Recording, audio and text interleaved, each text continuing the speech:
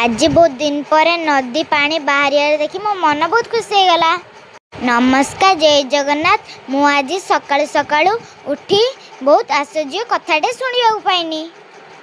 चटापट उठी ब्रश करी छतुआ खाइबा पई लागियानी कहीं मत शीघ्र शीघ्र जीवर अच्छी नदी कूल को।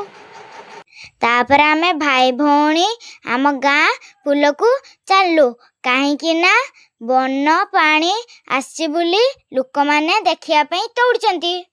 एपट तो वर्षा पानी चारियारे फुल होइकछि कहीं दी दिन रगड़ वर्षा होउची। एबे आमे आसी पहुँचलु आम पुल पाखरे। चलंतु देखिबा नदी रे केते पानी आसची। पानी आसुबार शुणी आम भाई भौणीकर खुशी न सरे। तापर आमे सेटू पळी आसी देखो पाइनी आम घर पाख बगीचारे पानी फुल होबार लागिगलानी।